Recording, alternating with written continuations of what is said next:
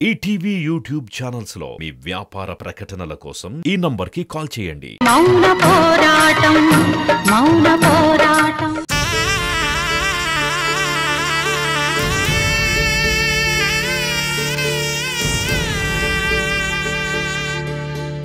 అసలు ఏ ప్రాబ్లం లేని అవంతికి food poison అయిందని ట్రీట్మెంట్ చేస్తున్నట్టు డ్రామా ఆడడం నాకు చాలా ఇబ్బందిగా ఉంది. అతని తమ్ముడు మురారే అతనికి ప్రాబ్లం అని చెప్పాడు. మురారి ద్వారక సొంత అన్నదమ్ములు కాదంట. ద్వారక దుర్గకి పుట్టాడంట. మురారి ద్వారక వాళ్ళ నాన్నకి వేరే లేడికి పుట్టాడంట. ఆస్తి పంపకాల్లో తేడా వచ్చిందా? కాదు, అమ్మ ప్రేమ పంపకాల్లో తేడా వచ్చిందంట. నిన్న రాత్రి నుంచి దుర్గని ఇంటికి మురారికి దూరం చేశాడు.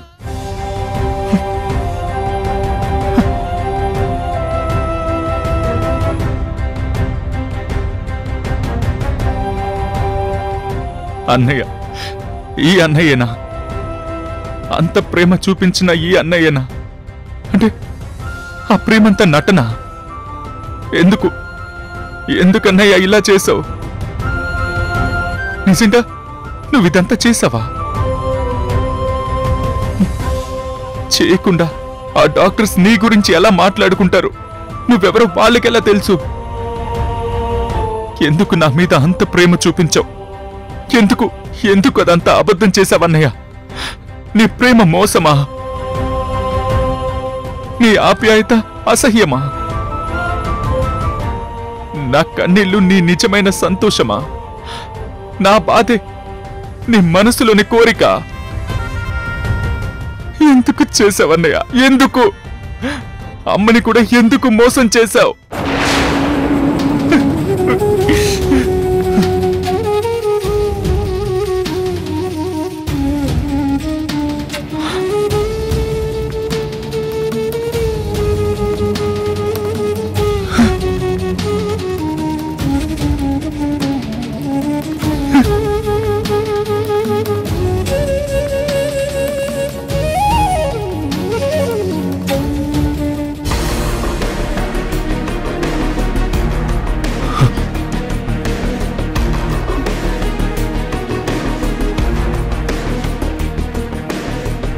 బావా,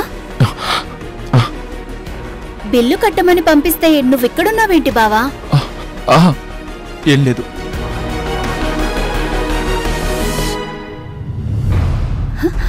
ఏంటి ఏడుస్తున్నావా? ఏడవడమా? నేనా? అదేం లేదు.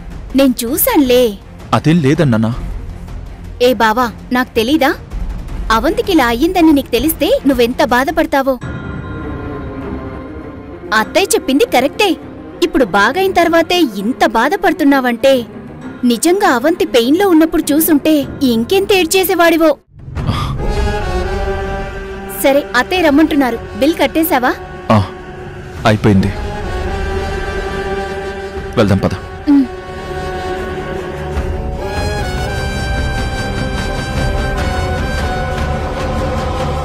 మురారి, ఇన్సేపు బయటకెళ్ళవేరా? అదేనమ్మా, బిల్డింగ్ దగ్గర జనం ఉన్నారు. అదేం లేదత్తయ్యా. బావ అవంతి అక్క పరిస్థితి గురించి బాధపడుతూ అక్కడ కూర్చుండిపోయాడు.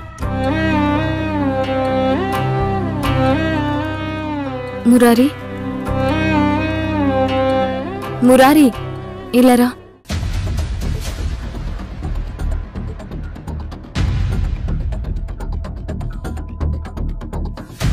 మురారి,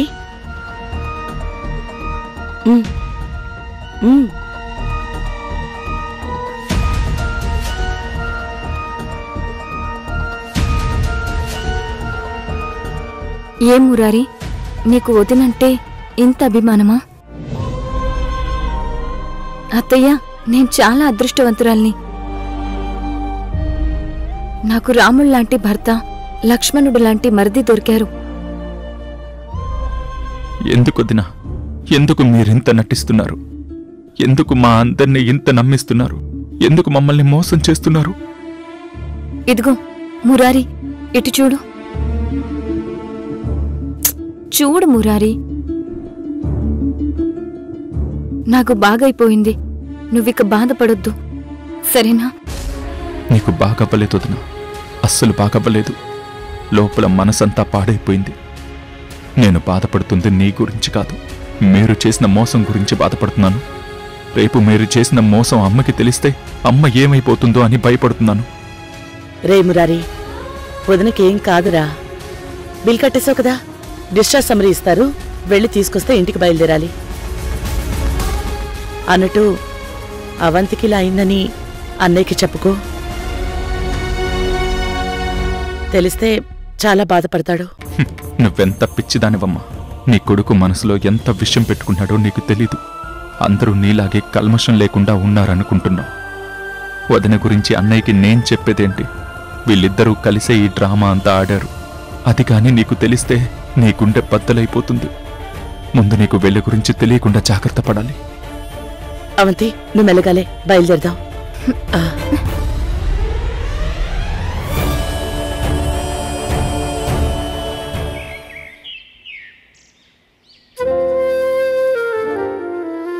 మయూరి, వెళ్ళి ఎర్రనీళ్ళు తీసుకురా. అలాగే అత్తయ్య. ఎర్రనీళ్ళ? ఎర్రనీళ్ళెందుకు అత్తయ్య గారు? మీరంతా ఎక్కడికి వెళ్లారు?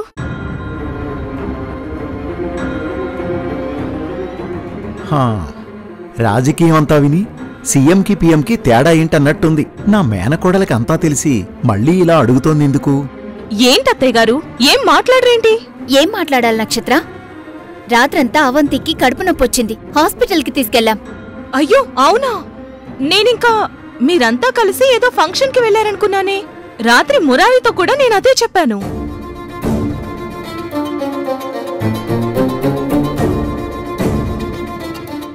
అంటే నీకు తెలీదా మేం హాస్పిటల్కి వెళ్ళామని? అయ్యో, నాకెలా తెలుస్తుంది మయూరి? మీరెవ్వరూ నాతో ఒక్క మాట కూడా చెప్పలేదు కదా. ఏం మురారి, రాత్రి నువ్వు నేను ఇంట్లోనే ఉన్నాం కదా. నువ్వు పాపం అమ్మ వస్తుంది, కేక్ కట్ చేయిస్తుంది అని ఎంతలా ఎదురు చూసావు. పాపం అత్తయ్య గారేమో అవంతక్కని హాస్పిటల్కి తీసుకువెళ్లారంట. అసలు కడుపు నొప్పి ఎందుకొచ్చింది? నక్షత్ర, నీకు అవంతి మీద చాలా కన్సర్న్ ఉంది కదా. అయ్యయ్యో, నాకెందుకుండదు అత్తయ్య? అవంతి నాకు అక్క కదా. అయితే నువ్వు ఒక పని చెయ్యి. రాత్రి అవంతి తిన్న ఫుడ్లో ఎవరో ఏదో కలిపారు. అవునా? మరీ అంత కంగారు పడకు. ఇప్పుడు అవంతికి బాగానే ఉంది. కానీ ఇప్పుడు చేయాల్సిన పనేంటంటే అవంతి ఫుడ్లో ఏం కలిపారు, ఎవరు కలిపారనేది తెలుసుకోవాలి. ఒకవేళ నువ్వు తెలుసుకోకపోయినా నేను తెలుసుకుంటాను. వాళ్ళెవరో నాకు తెలిసిన మరుక్షణం నేను వదిలిపెట్టను. మయూరి, నువ్వు వెళ్ళి ఎర్రనీళ్ళు తీసుకురా. తానెందుకు, నేను వెళ్ళి తీసుకొస్తాను.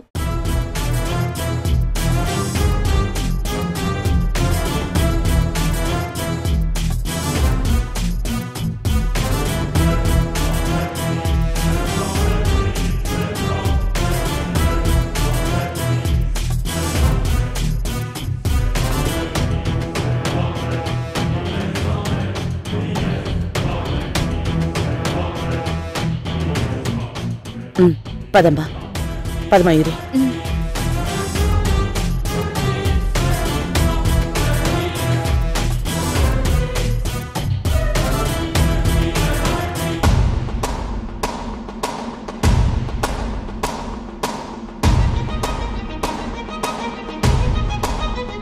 మురారి, ఒకసారి ఇలారా. అరే నక్షత్ర, ఎక్కడికి?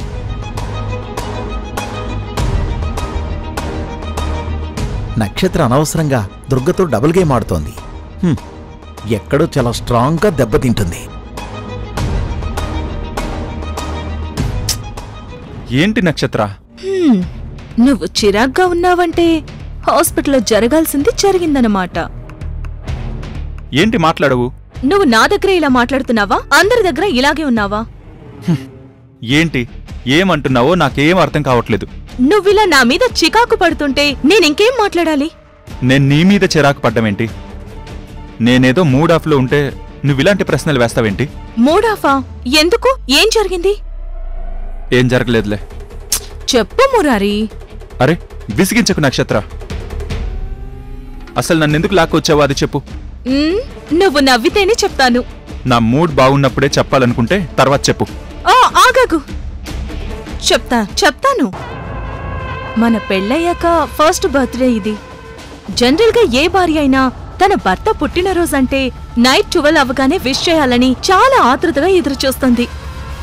నేను కూడా ఆశగా ఎదురుచూశాను, కానీ నా ఆశ తీరలేదు. నువ్వు మీ అమ్మగారి నోటితోనే ఫస్ట్ విషెస్ వినాలనుకున్నావు. మీ అమ్మగారు నిన్ను కలిశారు కదా, మరావిడ విష్ చేసే ఉంటారు కదా. సో ఇప్పుడైనా నిన్ను విష్ చేయొచ్చా? ఏంటి ఇప్పుడు కూడా కుదరదా? ఇంకా నేను ఊరుకొను మురారి. నువ్వు వద్దన్నా నేను వినను. Wish you many more happy returns of the day my dear happy birthday.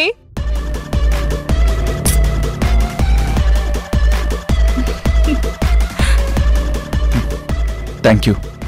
అయ్యో, కొంచెం నవ్వుతూ చెప్పొచ్చు కదా థ్యాంక్ యూ అని. ఏదో నీ సొమ్ము మొత్తం నేను ఎత్తుకుపోయినట్టుగా మొహం పెట్టావు. వదిలే నక్షత్ర. నాకు అర్థమైందిలే. అవంతక్కకి ఫుడ్ పాయిజన్ అయిందని అత్తయ్య గారు చెప్పారు కదా, అందుకే కదా నువ్వు బాధపడుతున్నావు. అయినా నాకు చిన్న డౌట్, అవంతక్కకి ఫుడ్ పాయిజన్ అయ్యి నిజంగానే అంత సీరియస్ అయిందా?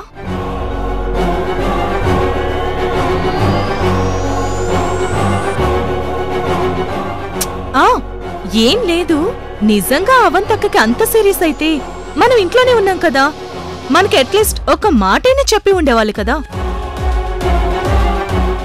అంటే మనం ఇంట్లోనే ఉన్నాము, అవంతక్కేమో కడుపుతో ఉంది. అలాంటి మనిషికి ఫుడ్ పాయిజన్ అయ్యి కడుపు నొప్పి వస్తే చాలా హడావుడి అవుతుంది కదా. నొప్పి తట్టుకోలేక గట్టిగా అరిచుండాలి కదా.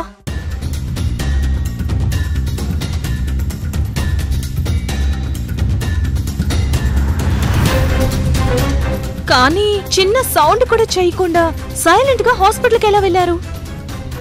అసలు నాకు ఇంకొక డౌట్, ఇంట్లో మగాడివి నువ్వు ఉన్నావు కదా, జనరల్ గా ఇంట్లో ఆడవాళ్ళకి ఏదైనా ప్రాబ్లం రాగానే ముందు మగాళ్ళకి చెప్తారు, మగాడి సాయంతోనే హాస్పిటల్కి వెళ్లడం లాంటివి చేస్తారు. మొన్న సువర్ణ గారికి యాక్సిడెంట్ అయితే నిన్ను తోడు తీసుకుని వెళ్లారు కదా, కానీ ఈసారి మాత్రం నీతో ఒక్క మాట కూడా చెప్పకుండా ఎందుకు తీసుకువెళ్ళినట్టు? నీకు చెప్పకూడదనుకున్నారా? చెప్తే నిజం తెలిసిపోతుందేమోనని భయపడడానికి వాళ్ళేమన్నా తప్పు చేశారా?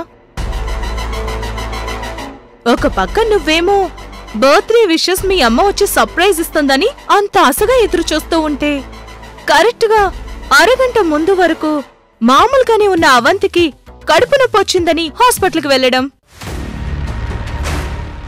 అది ఎవరికి ఒక్క మాటైనా చెప్పకుండా వెళ్లడం, నాకేంటో అంత విచిత్రంగా అనిపిస్తోంది. ఆహా, అసలు అత్తయ్య గారికి పాపం ఏం తెలియదనుకో. ఆవిడికి మనం ఏం చెప్పినా దాన్ని నిజమని నమ్మేస్తారు. ఒకవేళ అవంతి అక్క వాళ్ళే నిన్ను సరదాగా ఏడిపించడానికి, అత్తయ్య గారి చేత నీకు విషయం చెప్పనివ్వకుండా చేయడానికి ఇలా ఫుడ్ పాయిజన్ కడుపు నొప్పి అని డ్రామా ఆడారేమో అనిపిస్తుంది కూడా. చిచ్చి, ఏమైంది? ఇలాంటి పిచ్చి ఆలోచనలన్నీ వస్తున్నాయి. చచ్చా, అవంతక్కకి నిజంగానే కడుపు నొప్పి వచ్చుంటుంది. లేదంటే అత్తయ్య గారెందుకు అంత కోపంగా వచ్చి సువర్ణ గారి చెంపలు వాయించి పెట్టారు? వాట్? అమ్మ ఆవిడ్ని కొట్టిందా? అవును మురారి, పొద్దున్నే వచ్చి సువర్ణ గారిని చెంపలు వాచేలా కొట్టారు. నువ్వెందుకు చేసావి పని అని కొడుతుంటే ఆవిడేమో నేనేం చేయలేదు అంటుంది. అత్తయ్య గారేమో నువ్వు ఒప్పుకుంటావా ఒప్పుకోవా అని కొట్టి కొట్టి వెళ్లారు. నో నో, అమ్మ అలా చేయదు. అంటే నేను అబద్ధం చెప్తున్నానా? నేను నీ గురించి మాట్లాడట్లేదు నక్షత్ర, అమ్మ గురించి చెప్తున్నాను. హా, నీ ఫ్రెండ్ నీలా కాదు చాలా మంచోడు అంటే దానర్థం వాడు ఈడియట్ అనే కదా. ఏంటమ్మా నువ్వు సడన్ గా నీ భర్తతో లోపలికి వచ్చేసావు? మావయ్య నువ్వు చెప్పు, సువర్ణ గారికి చెంపలు ఎలా వాచాయి? అబ్బో, దాని గురించి ఇప్పుడు ఎందుకులే అమ్మా. పాపం సువర్ణని చూస్తే ఏడవలేక నవ్వడం, నవ్వలేక ఏడవడంలా ఉంది. నువ్వెన్ని చెప్పినా నేను వినను. సరే, నువ్వు నాతో రా. అరే, ఎక్కడికి నక్షత్ర? నువ్వు రా చెప్తాను. ఏయ్ నక్షత్ర, రా. అసలు ఏం జరుగుతోంది ఇక్కడ? నాకంతా అయోమయంగా ఉంది. చూద్దాం.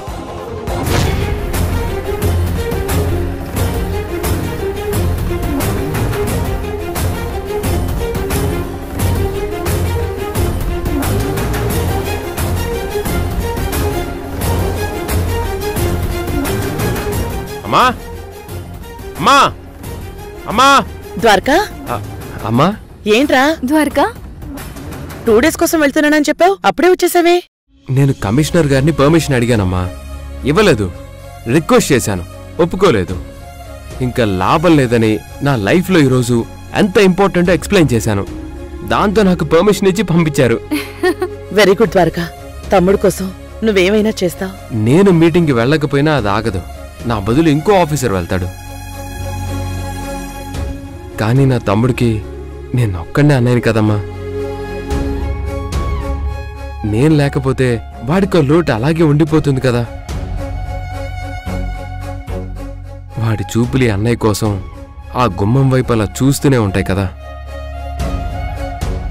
ఎప్పుడైనా సరే నా తమ్ముడి కళ్ళు సంతోషంతో తడవాలి కానీ బాధతో కాదమ్మా. అది నేను తట్టుకోలేను.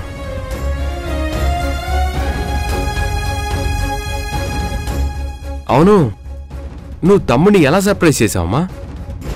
లేదురా, రాత్రి కుదరలేదు. వాట్?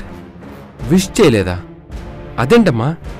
నిజానికి నేనసలు వాడికి రాత్రి బర్త్డే విషెసే చెప్పలేదు. అదేంటమ్మా?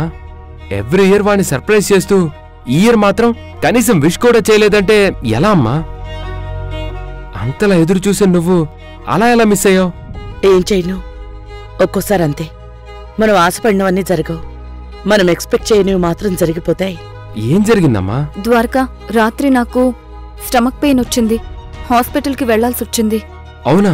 ఇప్పుడు ఎలా ఉందా ఉంది? పర్వాలేదు ద్వారకా. మరీ అంత ఇబ్బందిగా ఉన్నప్పుడు నాకెందుకు ఫోన్ చేయలేదు? ఎందుకు చెప్పలేదు నాకు? నీకు చెప్పడం వల్ల అవంతికి నొప్పి తగ్గదు, తెలియడం వల్ల నీకు మనశ్శాంతి ఉండదు. అందుకే చెప్పలేదు. రాత్రంతా అత్తయ్య హాస్పిటల్లోనే ఉండడం వల్ల అందరం కలిసి మురారి బర్త్డే చేయలేకపోయాం. నేను పొద్దున్నే మురారికి బర్త్డే విషెస్ చెప్పానురా. వాళ్ల కోచ్ కొలీగ్స్ ముందు కేక్ కట్ చేయించాను. ఇట్స్ ఓకే అమ్మా. నిన్న రాత్రి చేయకపోయినా ఈ రోజు రాత్రి మనందరం కలిసి గ్రాండ్గా సెలబ్రేట్ చేద్దాం. అలాగేరా, నువ్వు కూడా వచ్చావు కదా, తమ్ముడు ఇంకా హ్యాపీగా ఫీల్ అవుతాడు. బర్త్డే పార్టీని బాగా ఎంజాయ్ చేస్తాడు. అమ్మా, నేను తమ్ముడి కోసం ఓ స్పెషల్ గిఫ్ట్ తెచ్చానమ్మా. ఓ వెరీ గుడ్. నువ్వు కూడా వాణ్ణి సర్ప్రైజ్ చేస్తున్నావన్నమాట. సర్ప్రైజ్ గిఫ్ట్ ఏంటి ద్వారకా? సర్ప్రైజ్ అంటే వాడొక్కడికే కాదు, మీకు కూడా. వాడి కోసం నేను తెచ్చిన గిఫ్ట్ ఏంటో ముందు మీకు తెలిసిపోతే ఎలా? అందుకనే మీరు కూడా వాడితో పాటే చూడాలి. గొప్పేలే, పెద్ద తమ్ముడు నీకొక్కడికే ఉన్నట్టు బిల్డప్. అవును, మరి అలాంటి తమ్ముడు ఎవ్వరికీ ఉండడు. వాడు చాలా స్పెషల్ పర్సన్.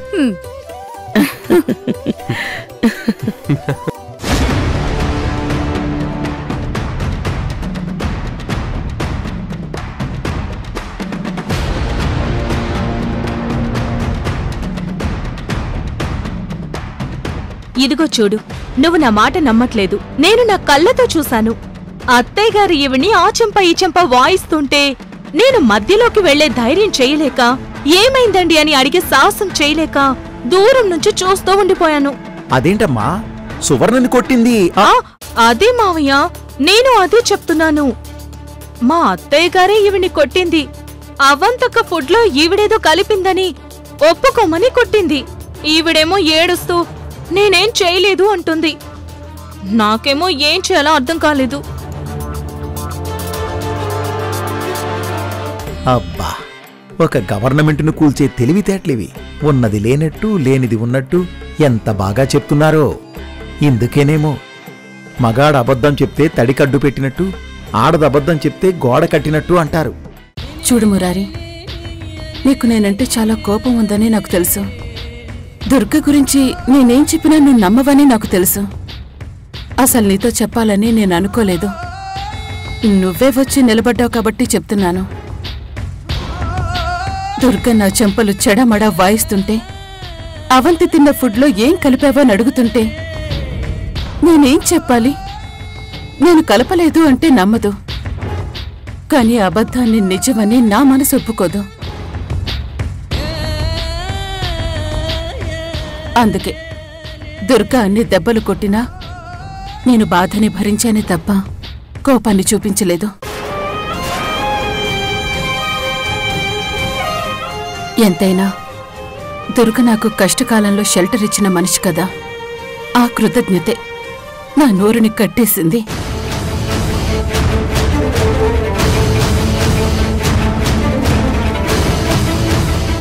కనీసం మనమైనా కలిసి సంతోషంగా ఉండలేమా? మనిద్దరం కలిసా? అంటే అంటే మనిద్దరమే కలిసి ఎక్కడికైనా వెళ్దామా? ఇంట్లో వాళ్ళెవరూ లేకుండానా? ట్రాక్లోకి వస్తున్నాడు. సరే, నీ ఇష్టం. దీనికోసం నేనెంత కష్టపడ్డానో చూసావుగా. ఎంత కష్టపడినా వత్తి వెలిగించేశారత్తయ్య. ఇంకా బాంబు పేలడమే లేటు.